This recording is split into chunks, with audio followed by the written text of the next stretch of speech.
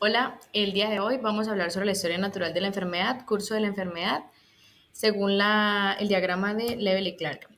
Voy a hablar sobre lo que es la brucelosis, que es una enfermedad causada por bacterias del género Brucella, donde principalmente sus huéspedes son humanos y animales como lo que son perros, bovinos, ovinos, entre otros. Entre el ambiente que ésta se presenta es más que todo en las zonas rurales gracias al contacto directo y consumo de productos lácteos no pasteurizados o subproductos de animales infectados. La bacteria ingresa al huésped gracias a las mucosas, piel o ingerida. Entre los factores de riesgo está pues por la exposición ocupacional, sobre todo en el caso de los médicos veterinarios o las personas que están en contacto directo con los animales. La enfermedad tiene un periodo patogénico en el que se caracteriza por la etapa subclínica y la clínica, donde la subclínica no presenta síntomas, ya que se multiplica en el organismo sin demostrar que está allí. Y en la etapa clínica, que se divide en la fase aguda, subaguda y crónica, donde la aguda presenta fiebre, sudoración, fatiga, dolor muscular y articular, y en la fase subaguda los síntomas no están tan presentes ya que son intermitentes. En este se pueden presentar complicaciones como las artritis, endocarditis y orquitis, que son muy características en el caso de los machos de inflamación en los testículos. Y la fase crónica, pues ya los síntomas son persistentes, se presenta fatiga crónica y depresión. Eh, Obviamente se debe hacer una prevención. Entre la prevención primaria se encuentra lo que es la educación sanitaria, ya que como ganaderos se debe saber cuándo se realizan los censos de vacunación para los ciclos de vacunación para esta enfermedad, que se da para las hembras entre los 3 y 9 meses de edad, según el ICA, y obviamente realizar la pasteurización de la leche y medidas de higiene, sobre todo estableciendo áreas de cuarentena y aislamiento para los animales que son nuevos en el hato, el aislamiento para los que ya han presentado la enfermedad y obviamente el control de vectores. En cuanto a la prevención secundaria, pues se ha de realizar un diagnóstico temprano con pruebas serológicas y de notificación obligatoria ante el ICA. Obviamente la restricción de animales de un hato infectado hacia un hato libre y controles en ferias y mercados ganaderos, ya que pues en eso no hay como un control establecido. Una prevención terciaria que ya es el tratamiento, que es la rehabilitación de los hatos infectados, la implementación de programas de saneamiento y el sacrificio sanitario de los animales que están infectados. Entre los factores de riesgo se encuentra la incorporación de animales desconocidos, el contacto con animales o perros que ingieren las placentas, fetos, los fómites que son infectados, consumo de leche cruda y falta de bioseguridad. Bueno, ahora tenemos la leptospirosis, que según el decreto 1477 del 2014 se considera una enfermedad laboral. En el periodo prepatogénico, pues tenemos la tríada con su agente, huésped y medio ambiente.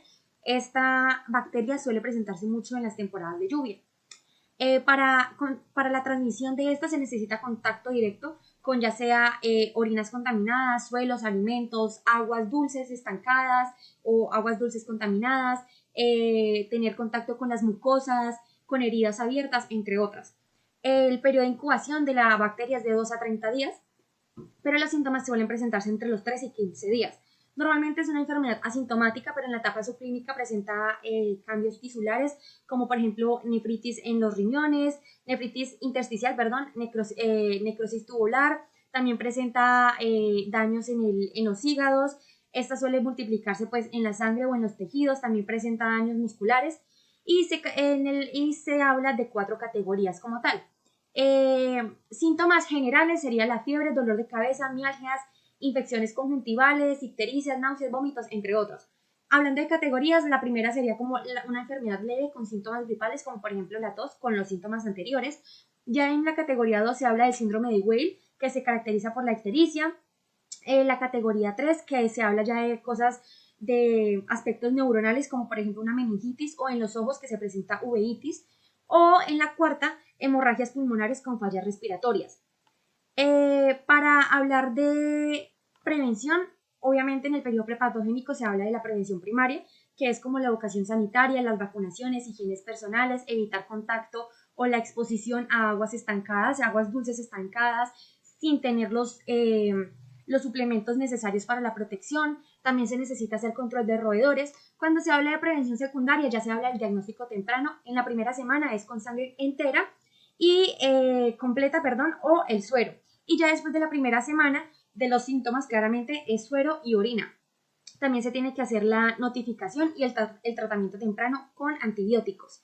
Y en la prevención terciaria, el manejo hospitalario en los casos graves, como las hemorragias pulmonares, y la rehabilitación o soporte de los órganos que se hayan afectado. Como factores de riesgo está la exposición a aguas contaminadas, trabajos que involucren animales, como por ejemplo los veterinarios, agricultores en la exposición de aguas o zonas tropicales y épocas de lluvia, ya que son los casos en donde más se presentan.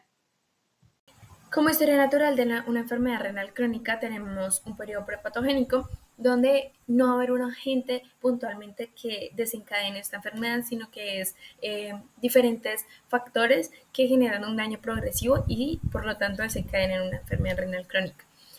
Por el huésped, en el huésped están los factores puntualmente que pueden ser la edad, los factores genéticos, enfermedades presentadas con anterioridad y en el ambiente está la alimentación, un uso inadecuado de medicamentos, pesticidas o incluso el estrés que puede ser un detonante pues, para esta enfermedad. En el periodo prepatogénico tenemos una etapa subclínica donde se presentaron daño renal a nivel celular y a nivel tisular, no la presencia de signos clínicos evidentes en nuestro paciente. Por otro lado, en la etapa clínica tenemos una fase subaguda donde el paciente va a presentar poliuria, polidipsia, disminución de apetito, vómito, letargo, deshidratación leve moderada y un aumento moderado de creatinina y urea. En la fase aguda tendremos oliguria, anuria, letargo y debilidad y otros signos clínicos que ya se presentaron en la fase subaguda, pero con incrementos como lo son el aumento en la creatinina y en la urea y pues también van a haber alteraciones electrolíticas. En la fase crónica, poliuria, polidipsia, pérdida de peso, inapetencia, vómito, letargo, deshidratación crónica, hipertensión, anemia, un aumento aún más grande de creatinina y urea y una uremia. En la historia natural, pues para el periodo prepatogénico tenemos la prevención primaria y tenemos que tener en cuenta que el paciente debería tener una nutrición adecuada, de buena calidad y pues que tenga en cuenta las necesidades del mismo. Establecer un control sobre el contenido de fósforo y sodio por su alteración a nivel renal, una adecuada hidratación, prevenir la obesidad, evitar la exposición a sustancias tóxicas. En el periodo patogénico es importante tener en cuenta que al ser una enfermedad de cronicidad, el paciente no va a tener un final como de se sanó, se curó, sino que van a ser cuidados paliativos, cuidados pues hasta hacia cada signo clínico que presente. Sin embargo, el resultado final puede ser la muerte. Se deben realizar pruebas de sangre en orina pues para determinar enfermedades subyacentes, por la raza, por la edad, un monitoreo constante de la presión arterial, infecciones urinarias, proteinuria, dieta e hidratación. Y en la prevención terciaria, usa el uso de antibióticos para controlar el vómito, fluidoterapia, suplementos y corrección de desequilibrios y poder controlar la acidosis metabólica. Muchas gracias.